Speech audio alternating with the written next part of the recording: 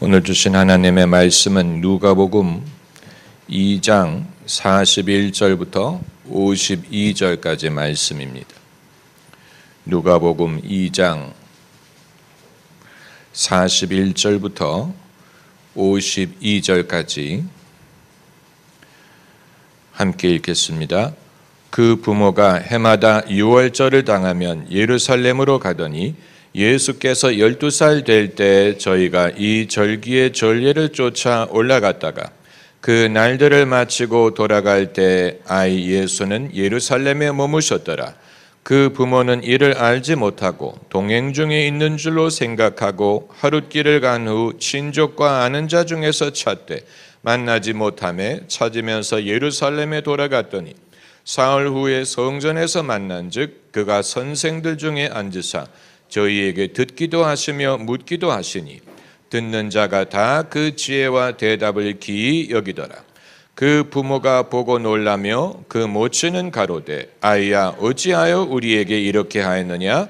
보라 내 아버지와 내가 근심하여 너를 찾아노라. 예수께서 가라사대 어찌하여 나를 찾으셨나이까? 내가 내 아버지 집에 있어야 될 줄을 알지 못하셨나이까 하시니 양친이 그 하신 말씀을 깨닫지 못하더라. 예수께서 한 가지로 내려가사 나사렛에서 이르러 순종하여 받드시더라. 그 모친은 이 모든 말을 마음에 두니라.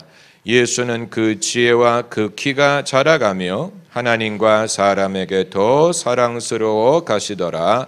아멘. 지난 금요일부터 예수님의 성격 연구라는 새로운 시리즈를 시작했습니다. 예수님의 인격이 아니고 성격입니다. 예수님의 성격을 연구하는 만큼 우리에게 적용할 수 있는 것이 없습니다. 왜냐하면 예수님의 성격이야말로 예수님의 인성을 전제하는 것이기 때문입니다.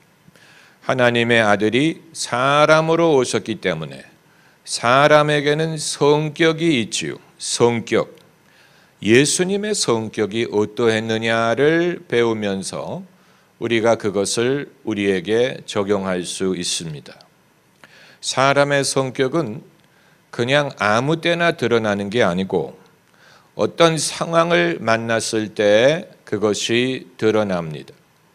길에 걸어가는 사람들이 걷는 모습은 다 비슷하죠. 그런데 질문을 하면, 말을 걸면 그 사람의 성격이 나타납니다. 운전을 할 때 우리 앞에 누가 끼어들면 그때 우리 성격이 나타납니다. 데이트를 할 때 그 사람이 꾸미고 또 보기 좋은 옷을 입고 교양 있는 모습을 하는 것만으로 그 사람을 파악을 할 수가 없고 언짢은 일을 좀 당해봐야 됩니다. 누가 불친절하게 했다든가 기분 나쁜 일이 있다든가 그럴 때 그 사람이 어떻게 행하는지를 주의 깊게 살펴보면 그 사람의 인품뿐만이 아니고 성격을 발견할 수 있습니다.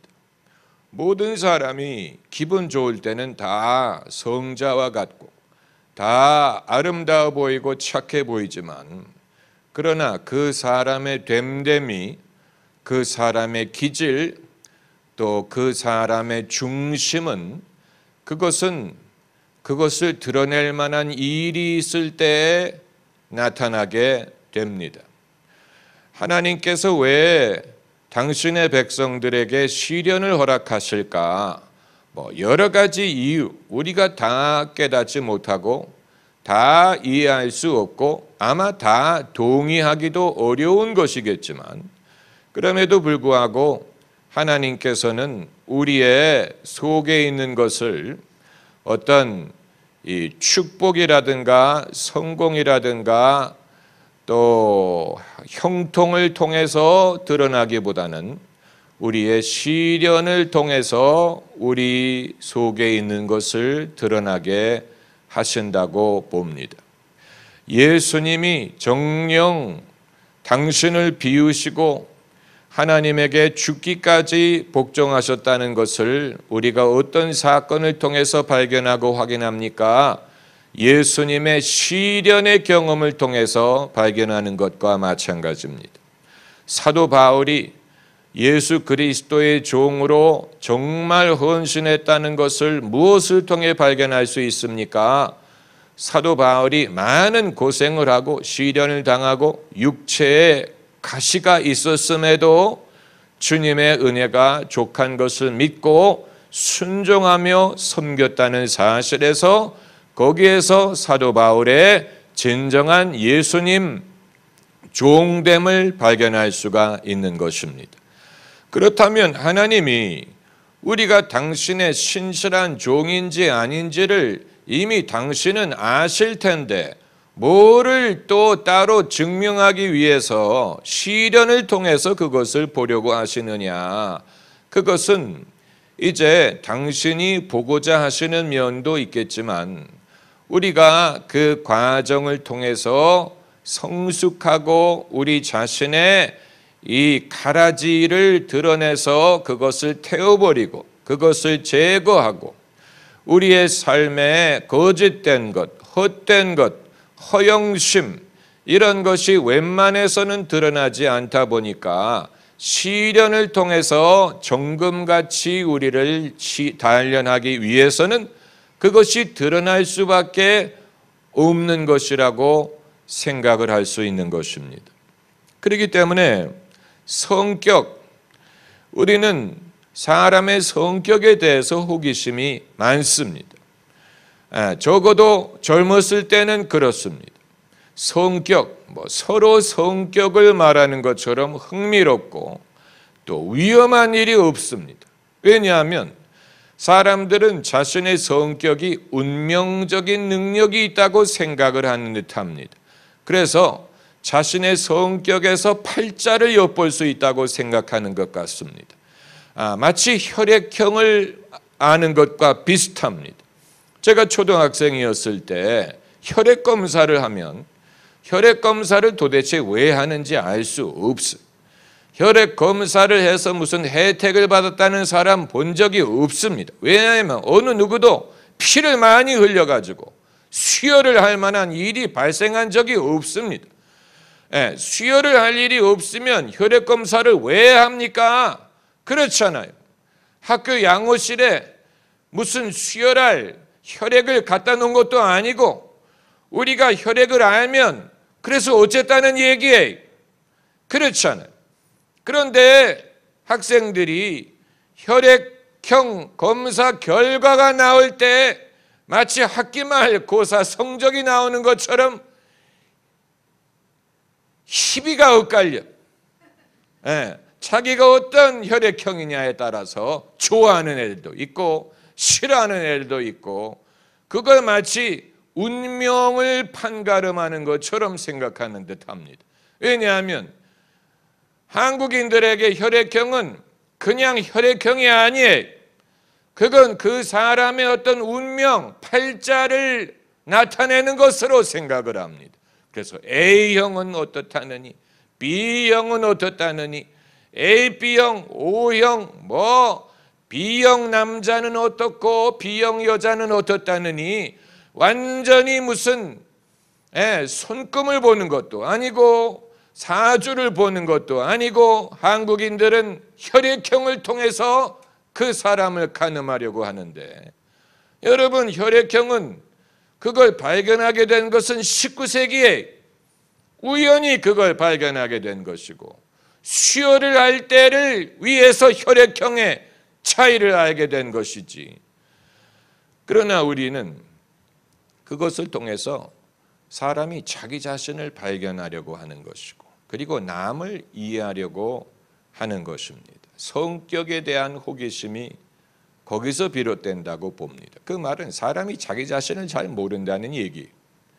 자기 자신을 잘 이해하지 못하기 때문에 성격의 분류를 통해서 내가 그런 성격을 가졌기 때문에 내가 그런 식으로 행하는 모양이구나.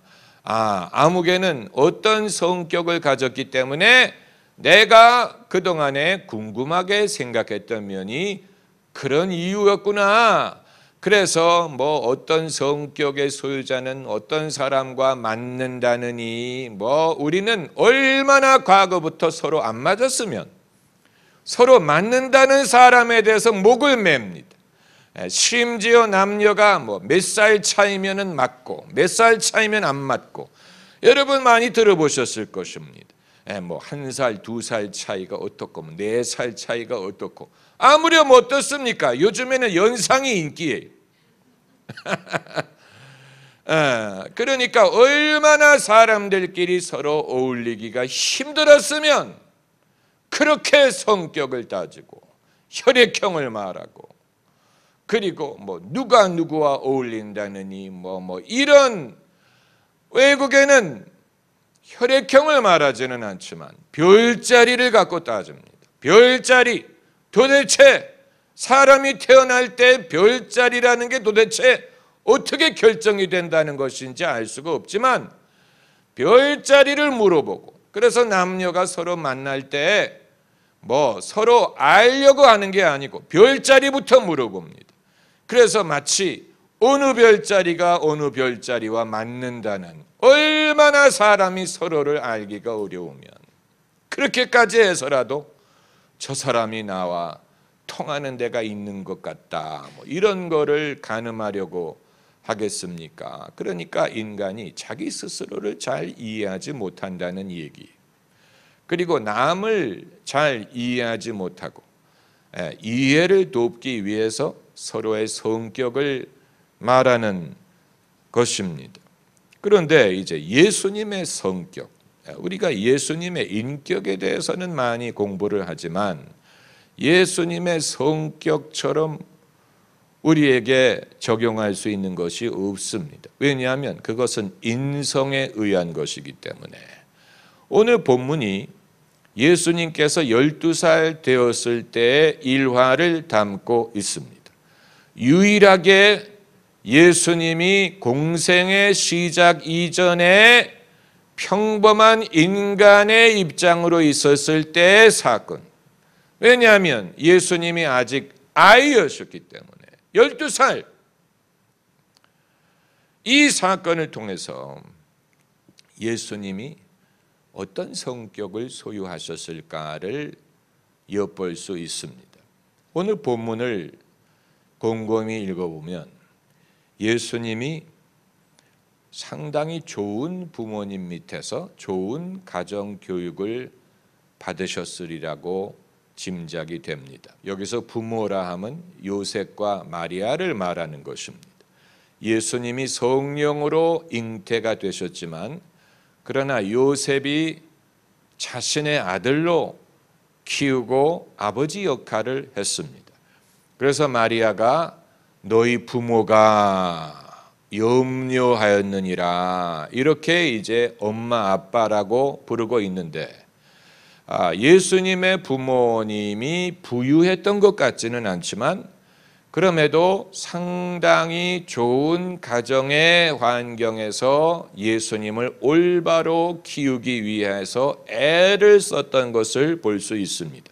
그러지 않았다면 마리아가 아이야 어찌하여 우리에게 이렇게 하였느냐라고 꾸짖지 않았을 것입니다. 다시 말하면 마리아가 예수님을 그냥 무관심하게 방치한 것이 아니고 올바른 원칙, 부모를 공경하는 것이라든가 바른 행실이라든가 이런 것을 예수님에게 바로 가르치는 것을 아주 중요하게 여기셨다는 것을 발견할 수 있고, 그리고 요셉과 마리아가 경건한 신앙의 가정 환경에서 예수님을 키웠다는 것을 알 수 있습니다. 왜냐하면 유월절을 지키기 위해 온 가족이 예루살렘에 올라갔기 때문에 예수님이 어렸을 때부터 매년 6월절 절기에 예루살렘에 올라가는 그런 그 신앙적인 습관을 키우셨던 것을 짐작할 수 있습니다. 학자들이 예수님의 공생애가 3년 반이었을 것이라고 추정하는 이유가 예수님이 어렸을 때부터 6월절에 예루살렘을 올라가셨기 때문에 공생애 기간 중에 예루살렘에 올라가셨다는 언급이 3번 등장하는 것을 봤을 때 3년 반 정도의 기간에 공생애를 하셨으리라고 추적을 한 것입니다. 어렸을 때부터 그렇게 하셨기 때문에 매년 성인이 되었을 때도 그렇게 하셨으리라고 짐작하는 것입니다. 그런데 이제 예수께서 부모의 관심과 사랑을 많이 받고 자라셨다는 사실을 접했을 때 한 가지 질문에 봉착합니다. 만일 예수께서 그렇게 좋은 가정 환경에서 자라나지 않았다면 하나님의 아들의 역할을 감당하실 수 있었을까? 이런 질문입니다. 이게 이제 소위 슈바이처 박사의 질문이, 나도 너처럼 일주일에 2번씩 고깃국을 먹었다면 내가 너와 싸워 이겼을 것이다. 너의 환경이 내 환경보다 좋았기 때문에 너는 더 유리한 입장에 있다라는 말인데, 예수께서 좋은 가정 환경에서 자라셨을 것이다 라는 사실을 접했을 때 어떤 사람들은 나도 예수님처럼 좋은 환경에서 자라났다면 예수님처럼 의로운 사람이 될 수 있었을 것이다. 그러나 나는 예수님처럼 그런 환경에서 자라지 못한 나에게 왜 예수님을 닮을 것을 요구하느냐, 그건 불공평하다라는 불평을 하는 사람이 있을 수가 있다는 것입니다.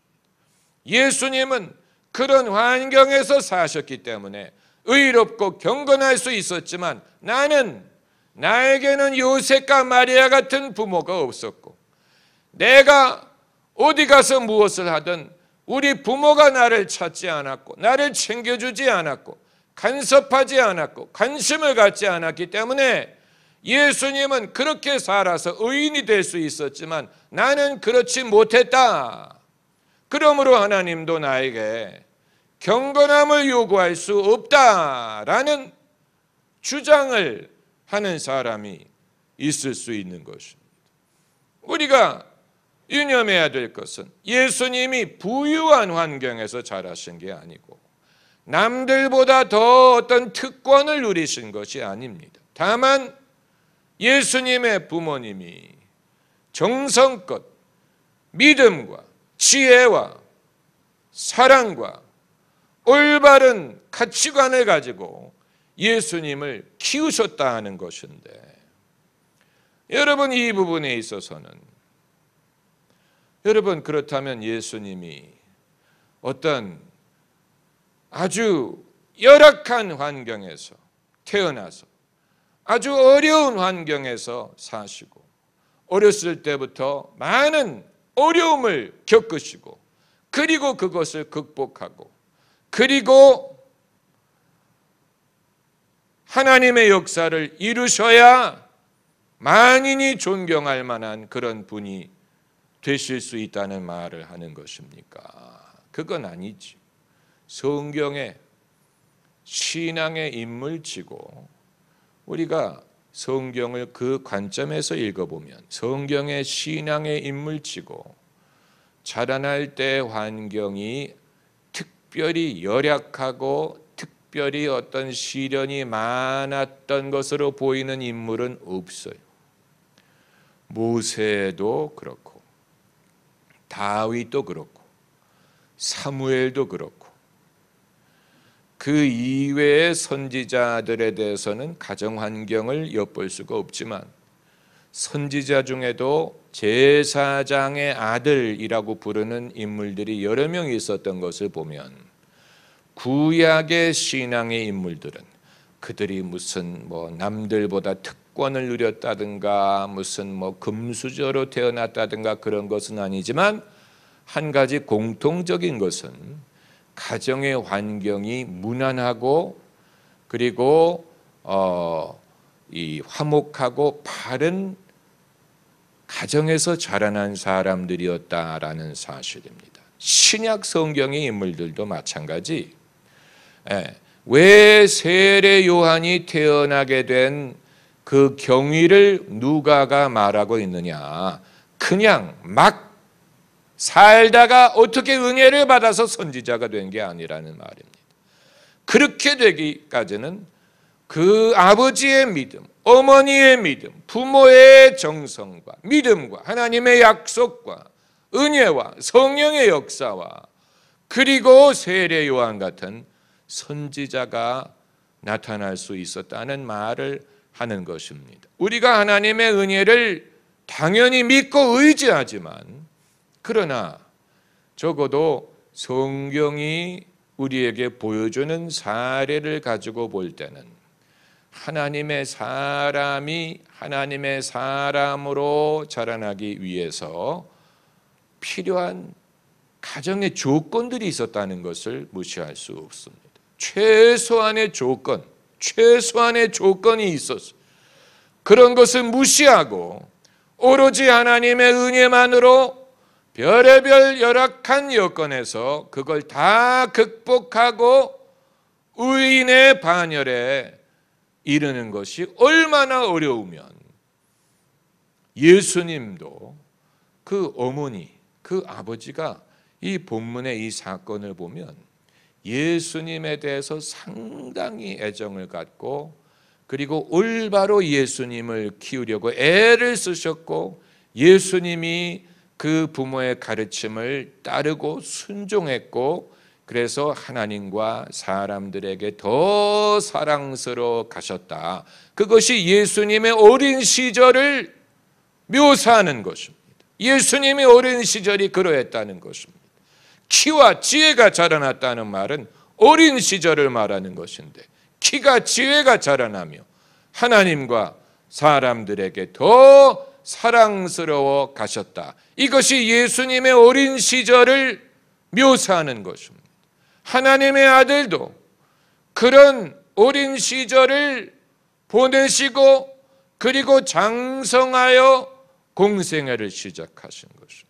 얼마나 이런 바른 가정의 분위기가 중요한가 하는 것을 이런 데서 엿볼 수 있습니다. 그럼 불공평한 것이 아니냐? 그건 이제 별개의 질문이고 그것은 별개의 답변을 요구하는 것인데 모든 부모가 부유하다든가 모든 부모가 학식이 높다든가 사회 지위가 높다든가 그럴 수 없고 그럴 필요도 없지만 그러나 적어도 하나님 보시기에 모든 부모는 자기 자식을 바르게 키우려고 애를 쓸 필요가 있고 그것이 결코 헛되지 않는다는 사실 그리고 그것이 자녀의 인격, 성격 형성에 상당히 중요한 역할을 한다는 것을 발견할 수 있습니다. 우리가 하나님의 은혜를 믿는다고 그것이 없어도 된다 이렇게 말할 수 없다는 얘기. 그건 없어도 돼. 그건 별로 중요하지 않아. 하나님의 은혜로 얼마든지 커버할 수 있어. 커버할 수 있지요. 그러나 적어도 예수님의 경우에는 시행착오를 할 수가 없는 분이 아닙니까? 이것저것을 해볼 수 있는 분이 아니에요. 그렇게 하다가는 예수님이 죄에 빠지게 되면 우리를 구원할 수 없기 때문에 우리처럼 시행착오를 겪을 수 있는 분이 아니에요. 우리처럼 이런 것도 해보고 저런 것도 해보고 여기도 부딪혀보고 저것도 부딪혀볼 수 있는 그런 분이 아니에요. 그럴 시간이 없어요. 12살에 이미 당신의 역할에 대해서 이미 깨달았다는 사실은 여러분 사람이 올바른 방향을 설정하고 그 길로 가는 것은 이 시간이 부족하다는 얘기. 일찍 해도 어렵다는 얘기. 이게 그냥 뭐 어느 날 은혜를 받아서 할 수 있는 게 아니라는 얘기. 어느 날 은혜를 받아서 뭐 개가천선할 수 있는 게 아니고, 우리는 너무 그런 것을 강조하려고 하는 그런 속성이 있죠. 그래서 우리가 제일 좋아하는 것은 아무개가 무슨 뭐 세상에서 뭐 방탕하다가 은혜를 받고 목사가 됐대, 이런 걸 되게 좋아합니다. 그러면 막 사람들이 막 좋아서 어쩔 줄을 몰라요. 마치 그런 사람이 마치 그 이 시대의 기독교인으로서 뭐 별종인 것처럼. 그러나 평탄하게 어렸을 때부터 신앙에서 자라난 사람에 대해서는 약간 좀 지루하게 생각을 하는 듯합니다. 좀 못된 그런 생각을 갖고 있어요. 마치 여자가 모범적인 환경에서 자라난 남자는 재미가 없게 생각하고, 좀 놀아본 남자, 좀 조폭이나 깡패나 좀 그랬던 남자에 대해서 매력을 갖는 것처럼, 좀 못된 그런 것처럼 신앙인에 대해서도 그냥 평범하게 어렸을 때부터 부모와 같이 교회를 다니고 신앙에서 자란 남자에 대해서는 지루하게 생각하고, 뭐 무슨 조폭이라든가 무슨 뭐 엄청나게 죄를 짓고 교도소에서 회개해가지고 성령을 받아서 뭐 부흥사가 됐다, 그러면 진짜인 줄로 생각을 하는, 우리에게 약간 좀 그런 못된 면이 있죠. 우리가 그러니까 음식을 짜고 맵고 또 거기에 조미료를 많이 넣어서 먹는 게 입맛이 된 것처럼 사람에 대해서도 그런 입맛을 가진 면이 있어요. 제대로 된 건강한 그런 것에 대해서는 실증을 느끼고, 뭔가 짜고 맵고 뭐 아주 특별한 그런 것이 진짜인 줄로 생각을 하는데, 여러분 그건 우리의 약간 좀 이 정상을 이탈한 입맛이, 우리의 입맛이 잘못 길들여졌을 수 있습니다. 그것을 우리가 생각해야 됩니다. 우리의 입맛이 잘못 길들여졌을 수 있어요. 우리가 사람을 평가하는 기준이 잘못 왜곡되어 있을 수 있습니다. 정상적인 것을 멸시하는 것은 그건 나쁜 버릇입니다. 정상적인 것을 멸시하고 그걸 지루하게 여기고 따분하게 여기고 비정상적인 것에 마음이 끌리는 사람은 본인이 그런 유혹을 받는다는 얘기예요. 그건 회개해야 될 부분, 회개해야 될 부분. 할렐루야. 회개해야 될 부분입니다. 정상적인 것을 멸시하고 비정상적인 것에 마음이 끌리는 것은 그건 본인이 그런 유혹을 받고 있기 때문에 그러는 것입니다. 본인이 그런 유혹을 받고 있기 때문에 그런 삶을 산 사람에 대해서 더 마음이 끌리는지도 몰라요.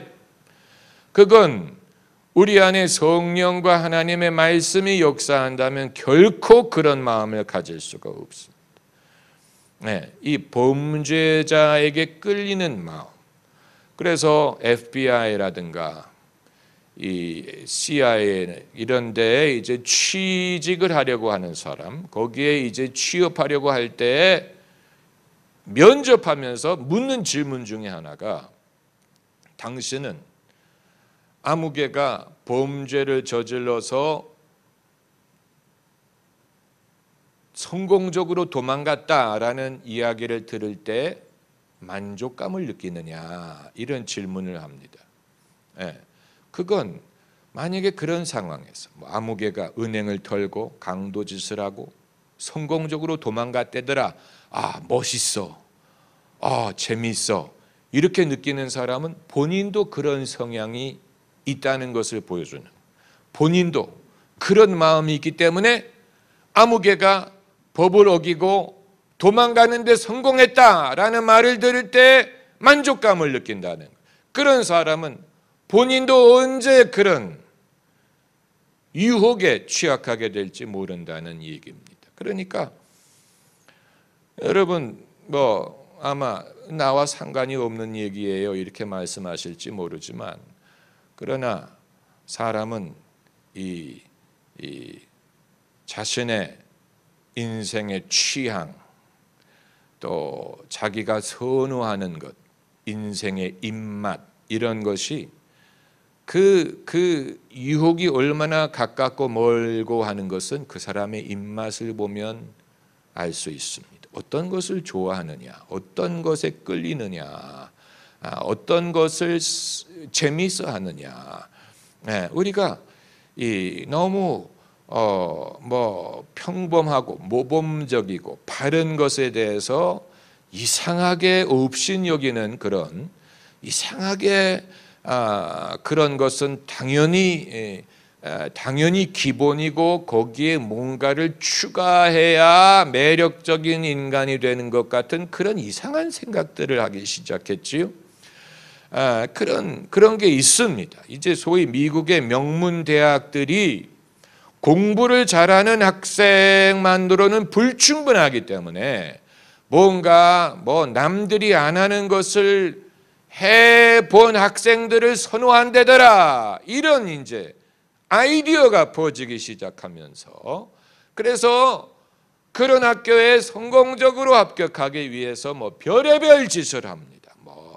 그래서 중학생 때 에베레스트 산에를 올라가려고 한다든가, 아니면 무슨 인도에 무슨 자선 단체를 만들었다든가, 말도 안 되는 얘기. 무슨 중고등학생이 공부하기도 바쁘고 잘하기도 바쁜데 무슨 인도에 가서 무슨 자선단체를 그건 불가능한 일, 그건 아버지가 도와주지 않으면 불가능한 일. 그러나 그런 식으로 해서 스펙을 쌓는 학생들이 있으니까 말씀드리는 것입니다. 그러니까 서로를 더 능가하기 위해서 별의별 일을 하는 거예요. 고등학교 때 성공적인 스타트업을 시작을 해서 100만 불을 벌었대더라. 미쳤습니까? 100만 불을 번 학생이 뭐가 부족했다고 대학을 가겠습니까? 그냥 그 직업을 가지. 그러니까 세상이 이상해지는 거예요. 세상이 이상해지는 거예요.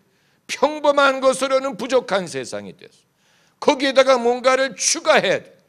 아주 특별한 것을 추가해서 그것으로 자신의 존재 가치를 증명하려고 하는, 그걸 요구하는 시대가 됐으니, 평범하게, 도대체 여러분 고등학교 시절을 기억하시겠지만 사람이 사느라고 바쁘고 학교 다니라고 바쁩니다. 거기다가 무슨 승마를 하고 무슨 저소득층 아이들을 데려다가 과외를 시키고, 그럴 시간이 있으면 놀지. 그럴 시간이 있으면 놀지. 그거 안 하고 저소득층 아이를 데려다가 과외를 시켜, 그런 애 있으면 나와보라 그래. 그건 성자예요, 성자. 아니, 사춘기 애가 무슨 정신에 저소득층 애들을 찾아가서 수영을 가르치고 수학을 가르치고 그건 다 시켜서 하는 것이고 다 보이기 위해서 하는 것이지. 아니, 그런 식으로 살았는데, 그래서 대학에 들어갔어. 합격을 시켜줬어요. 근데 그 이후도 그런 일을 하느냐? 천만의 말씀. 그건 대학에 들어가기 전에 한 일이고 후에도 그렇게 하는 그런 아이들이 어디 있습니까? 어디 있어? 그건 전부 다 사기. 대학교 들어간 다음에는 전부 다 월가에서 인턴십 하려고 눈에 불을 붙이고. 그러니까 아니, 고등학교 다닐 때는 무슨 저소득층 애들 가르치고 에베레스트 산에 올라가고 별의별 일을 하던데, 대학교 들어가면 하는 게 월가에 취직하려는 것뿐. 이상하잖아요. 속은 거예요, 그거. 대학이 속은 거예요. 그러니까 그런 방식으로 학생들을 장려했던 것이 잘못된 거였어. 그건 비정상적인 것을 요구한 거예요. 그 나이에 그렇게 살 수가 없는데. 그러나 그렇게 하지 않으면 남들보다 뛰어날 수가 없기 때문에 그런 식으로 이제 점점 에스컬레이트가 되는 거죠. 그러니까 그건 무엇을 장려하는 것이냐? 진실치 못한 것을 장려하는 것이 됩니다. 진실치 못한 것을 장려하는 것. 그냥 정상적인 것으로는 부족하다는 말을 하는 것입니다. 정상적인, 그냥 공부를 잘하고 우수한 학생인 것으로는 부족하다는 말을 하는, 거기에 플러스 알파가 있어야 된다. 여러분, 플러스 알파는 앞으로 살면서 키워야 될 부분이지, 어린아이가 무슨 제정신이 플러스 알파를 할 수가 있겠습니까? 그렇잖아요. 그럴 만한 위인이면 못하러 대학을 갑니까? 그냥 교수가 되지. 그런 애는 학교에 가서 공부 안 해도 돼요. 그런 애들은 그 건너뛰어도 돼요. 못하러 그 비싼 학비를 내가면서 4년이나 걸쳐가지고 완전히 시간 낭비지요. 그 정도의 플러스 알파가 있는 애들이 뭐가 부족해서. 그러니까 예수님이, 그런데 예수님은 특별하셨어요. 오늘 본문에서 우리 예수님의 모습, 예수님이 굉장히 영특하셨어요. 우리는 이 신앙에서 영특함의 역할은 거의 없다는 식으로 생각하기를 좋아합니다. 그래서 하나님이 세상에 미련한 자를 택하여 지혜로운 자를 부끄럽게 하셨다. 우리가 제일 좋아하는 성경 구절 중에 하나가 그겁니다. 그렇다고 해서 자기가 미련하다고 말하는 기독교인은 한 명도 못 봤어요. 자기가 미련하다고 말하지 않으면서 그럼에도 은근히 어떤 이런 영특함이나 무슨 지적인 것을 업신여기는 그런 분위기가 있어요. 그래서 우리가 즐겨 인용하는 성경 구절이 바로 그거예요. 하나님이 세상에 미련한 자를 택하여 지혜로운 자를 부끄럽게 하시고. 바울이 쓴 말인데, 그럼 바울은 자기 스스로를 미련한 자로 여겼던 모양이지요. 우리가 보기에는 아닌데. 그렇잖아요. 그러니까 새겨들어야 됩니다. 이런 모든 것은 새겨들어야 됩니다. 그럼 예수님이 미련한 분이었다는 얘기를 하는 것입니까? 그렇잖아요. 예수님이 지식인처럼 행세를 하지 않아서 그렇지. 예수님은 예수님 같은 천재가 없었어요. 천재 중에 천재였어요. 다만 거기에 당신의 인격과 깊은 믿음과 성령의 감동과 하나님의 함께하심이 있었기 때문에 당신의 영특함이 그냥 영특함만으로 드러나지 않은 것뿐이지. 12살 되었을 때 예수님이 성전에서 선생들 사이에, 오늘 본문을 보면 선생들 중에 앉으사 저희에게 듣기도 하시며 묻기도 하시니. 한번 따라해보세요. 듣기도 하시며 묻기도 하시니. 우리 성도들은 듣기만 해. 신방 가면 듣기만 해.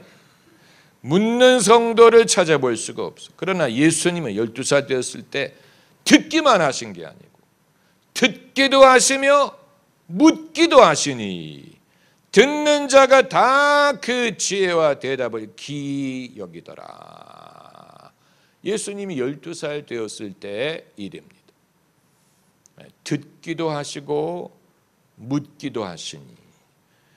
이게 이제 제대로 된 교육 방법이고, 소위 랍비식 교육 방법이 이것이라고 하지요. 유태인들 중에 이 우수한 인물이 많이 나오는 이유 중에 하나가 어렸을 때부터 랍비가 이런 식으로 교육을 했다는. 그러니까 선생들 중에 앉아서 듣기도 하고 묻기도 하고. 랍비가 어떤 식으로 교육을 하느냐? 질문을 합니다. 학생들에게 물어봅니다. 그래서 학생이 대답하게 합니다. 그리고 대화를 이어갑니다. 아주 중요한 것입니다. 이런 식으로 교육을 받은 사람은 누가 의견을 물어보든가 자기 소견을 물어볼 때 말 못하는 침묵을 할 리가 없죠. 그렇지 않습니까? 교수들이 학생들에게 질문 없냐라고 물어보면 아무도 질문하지 않는다고 하지. 아무도 질문하지 않은. 그건 한국 문화에서 노노야. 질문하면 안 돼. 질문이 없냐라고 물어보면 아무도 질문 안 한대. 그건 교육 방법에 문제가 있는 것이죠. 그건 어렸을 때부터 교육을 잘못받은. 예수님께서는 듣기도 하시고 묻기도 하셨다고 했어요. 예수님은 스폰지처럼 빨아들였다는 얘기. 그 스승들 가운데서 그 한 명이 아닌 여러 스승들, 선생들 중에 앉아서 그 여러 선생들의 사상을 스폰지처럼 빨아들였다는 얘기입니다. 그런데 이제 예수님의 성격을 연구할 필요가 있습니다. 오늘 본문에서 예수님의 성격이 어떠했을까? 이건 이제 상당한 상상력을 요구합니다. 그 상황을 머릿속에 그리고 그 당시의 정황을 상상을 할 필요가 있습니다. 성경이 예수님의 성격이 이러이러했다라고 말하고 있지 않기 때문에 당시의 상황을 상상을 하고 예수님이 이런 식으로 하셨다면 예수님은 어떤 성격을 소유하셨겠구나라고 이 상상을 하는 것입니다. 그래서 이제 우리가 발견하는 것은 첫째는 예수께서는 경건한 것에 대한 성향을 일찍부터 가지셨다는 것입니다. 그렇기 때문에 가족들이 다 고향으로 돌아갔는데 당신만 예루살렘에 남으신 거예요. 경건한 것에 대한 성향이 있으니까 남들은 다 내려갔는데 당신은 거기 남으신 거예요. 왜냐하면 거기에 진리가 있다고 보시고 거기에 끌리신 거예요. 그래서 스스로 거기에 남으신 거예요. 누가 남으라고 한 게 아니에요. 스스로 예루살렘에 남아서 선생들에게 배우려고 한 거예요. 경건한 것에 대한 성향을 일찍 가지셨어요. 여기에서 벌써 예수님과 타락한 인간의 차이점을 발견하게 됩니다. 사람이 사춘기에 들어가면서부터 이상한 데 끌릴 때가 있죠. 이상한 욕망이라든가 호기심이라든가 못된 짓이라든가 탈선이라든가 이런 것에 끌리기가 쉽죠. 그렇게 하지는 않더라도 거기에 대한 어떤 끌림을 느낍니다. 그런데 예수께서는 경건한 것에 끌리셨어요. 그리고 거기에 남아서 더 배우기를 원하셨습니다. 그리고 두 번째는 이제 비슷한 것인데 진리에 대한 지적인 호기심을 가지셨다. 진리에 대한 지적인 호기심, 감성적인 호기심이 아니고 지적인 호기심. 왜냐하면 선생들과 나눈 대화는 어떤 감성적인 교육이 아니었어요. 무슨 어떤 예능 교육을 받으신 게 아니었어요. 거기에 끌린 게 아니에요. 예수님에게 그런 면이 있었을지 모르지만 성경이 말하고 있지 않아요. 그러나 예수님의 지적인 호기심에 대해서 성경이 말을 하고 있는 거예요. 진리에 대한 지적인 호기심을 소유하셨다라는 사실.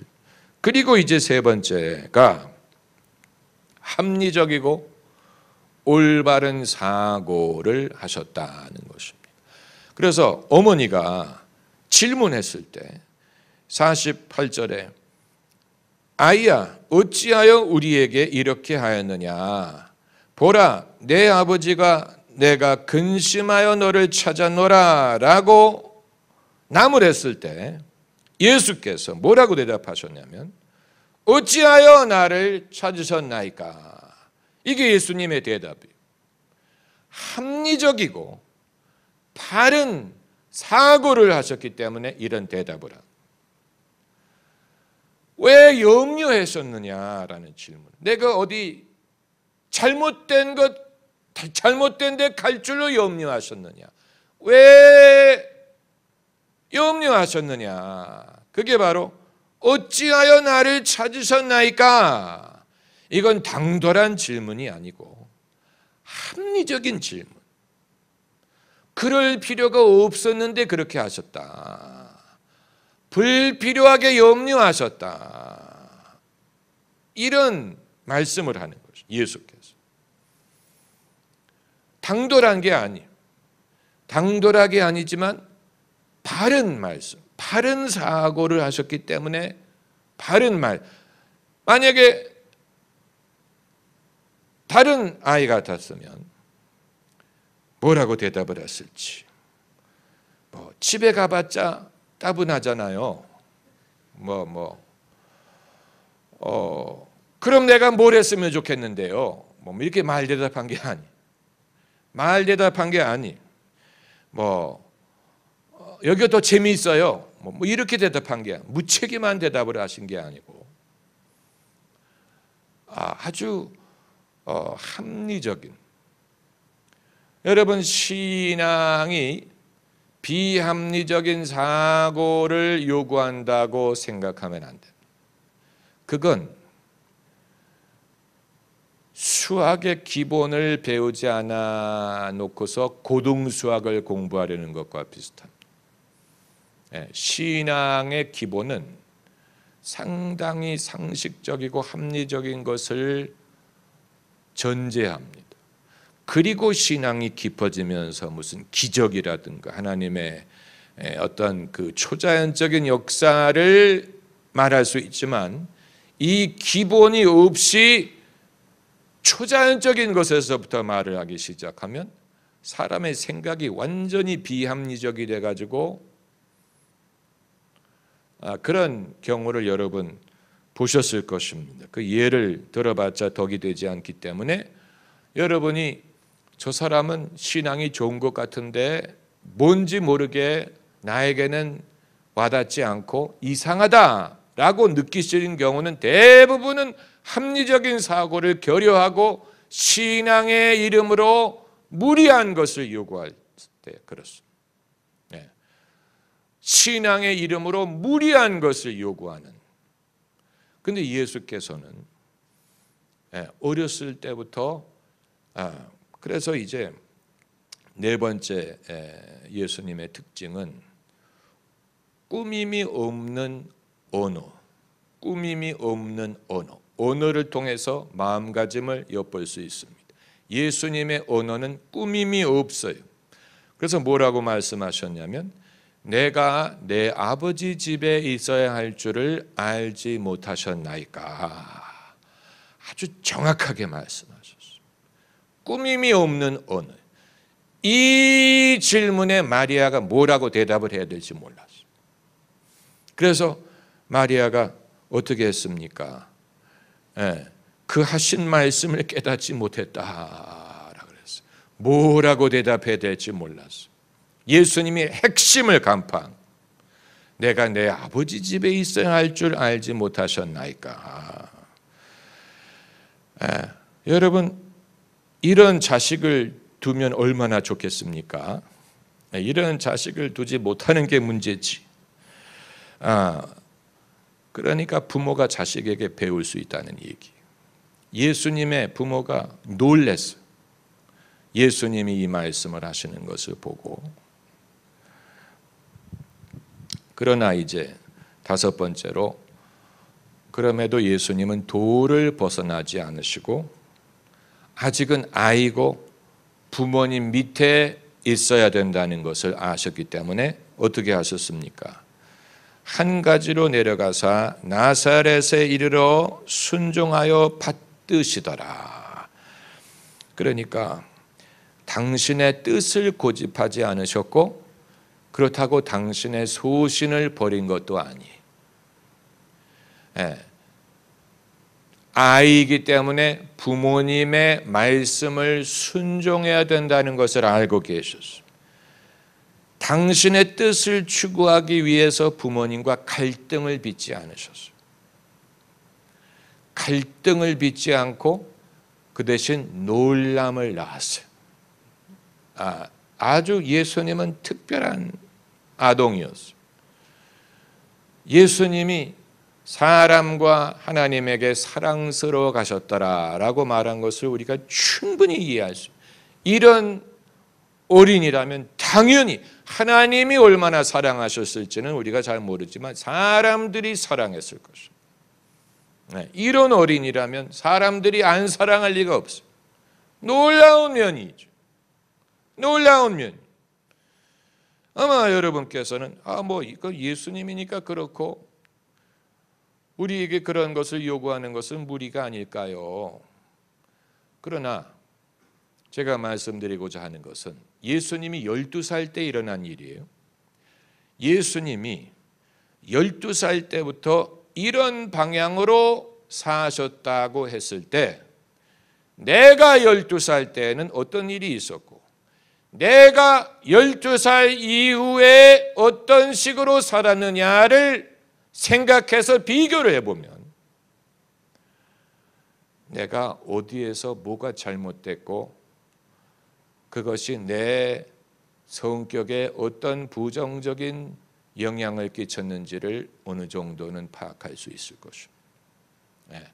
예수님이 12살 되었을 때 이런 식으로 사셨고 그리고 하나님과 사람들에게 사랑스러워 가셨는데 우리의 경험을 예수님과 비교해서 내가 12살 때 그 이후로 내가 걸어온 길이 어떠했고 그동안에 어떤 일들이 있었는지를 생각하고 비교해 본다면 적어도 내가 어떤 일을 통해서 빗나갔겠구나 하는 것을 이해할 수 있습니다.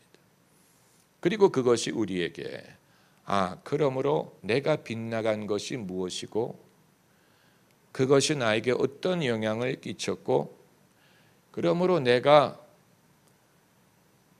신앙 안에서 바로잡고 배워야 될 부분들이 이런 것이었겠구나 하는 것을 깨달을 수가 있습니다.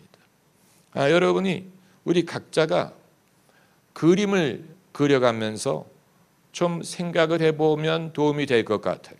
12살 때부터 12살이면 만 12살이라고 하면 초등학교 6학년 중학교 1학년이라고 쳤을 때 만 12살 그때부터 우리의 삶의 상황을 한번 그림으로 그려보세요. 중요한 사건들 그때 나의 감정 내가 받았던 아픔 내가 겪었던 고민 그리고 그것이 나로 하여금 진실하지 못하게 행하게 했던 것 내가 아무에게 가졌던 어떤 분노, 질투, 또 컴플렉스, 두려움 또 내 뜻을 이루지 못했던 것들에 대한 나의 불만 그것이 나로 하여금 어떤 식으로 사람들을 대하게 만들었고 이런 것을 나무처럼 그려나가면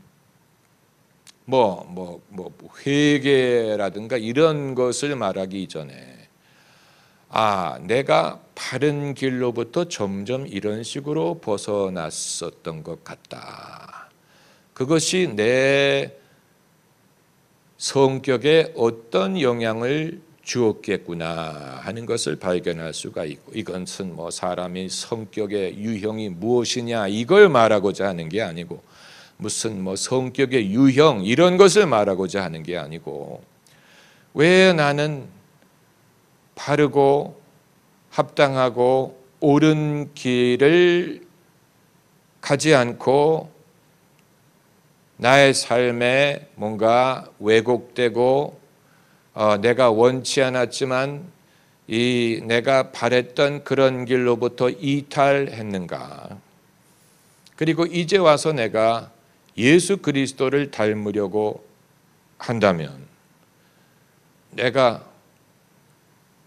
생각하고 되돌아서야 되는 부분들이 어떤 것이겠는가를 발견할 수가 있는 것입니다.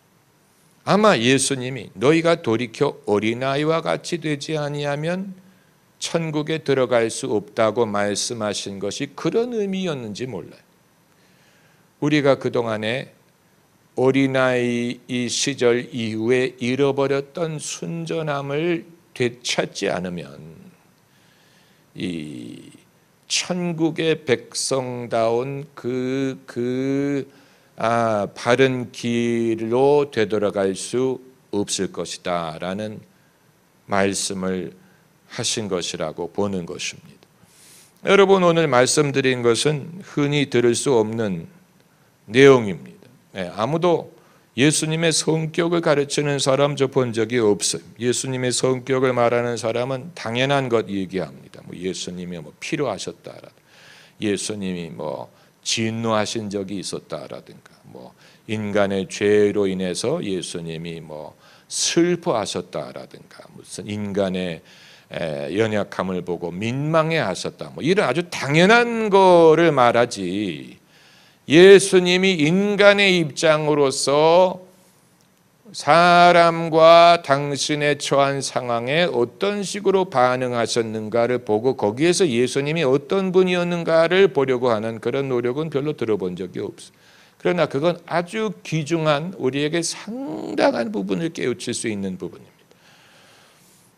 여러분이 좋은 스승을 둔 것을 축복으로 여기셔야 됩니다. 그러나 이건 누구든지 할 수 있어요. 상상을 필요로 합니다. 예수님이 이런 상황에서 이렇게 하셨다고 하는데 그렇다면 어떤 분이었을까? 머릿속으로 그려지지? 그냥 하나님의 아들이었기 때문에 그랬어. 예수님은 완벽하기 때문에 그랬어. 이런 식으로 생각하면 아무것도 배울 게 없고, 예수님이 사람으로 오셔서 우리가 겪을 수 있는 모든 환경에 처하셨는데 예수님이 그때 이렇게 하셨구나를 생각할 때 거기서 우리는 예수님에 대하여 놀라운 면을 발견하게 되고, 우리가 예수님을 닮는다는 것이 무엇을 뜻하는 것인지를 알게 될 것입니다. 할렐루야. 기도하십시다.